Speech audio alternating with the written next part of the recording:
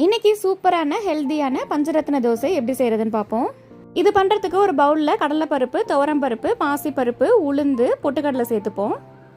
இதில் தண்ணி சேர்த்துட்டு 2-3 தடவை நல்லா கழுவி சுத்தம் பண்ணிட்டு எடுத்துக்கலாம். இப்போ இதில் தண்ணி சேர்த்துட்டு க்ளோஸ் பண்ணி ஊற விட்டுருவோம். அடுத்து இன்னொரு பவுலில் அரிசி சேர்த்துட்டு தண்ணி சேர்த்து அதையும் நல்லா கழுவி சுத்தம் பண்ணிட்டு எடுத்துப்போம். அரிசி கழுவி எடுத்தாச்சு. இதில் தண்ணி சேர்த்துட்டு க்ளோஸ் பண்ணி ஊற விட்டுருவோம். இப்போ ஓப்பன் பண்ணி பார்க்கலாம். பாருங்கள், பருப்பு எல்லாமே நல்லா ஊறிடுச்சு, அரிசி நல்லா ஊறிட்டு. இப்போ இந்த அரிசி பருப்பெல்லாம் ஒரு ஜாரில் சேர்த்துட்டு தண்ணி சேர்த்து நல்லா ஃபைனாக அரைச்சிக்கலாம். இப்போ இதை வேறு பவுலுக்கு மாற்றிட்டு இன்னொரு பேட்சையும் அரைச்சி எடுத்துப்போம். அவ்வளோதான். இதில் தேவையான அளவு உப்பு மட்டும் சேர்த்துட்டு நல்லா மிக்ஸ் பண்ணி க்ளோஸ் பண்ணிவிட்டு நல்லா புளிக்க விட்டுடலாம். பாருங்கள், மாவு நல்லா மேலே வரையும் பொங்கி நல்லா புளிச்சு வந்திருக்கு.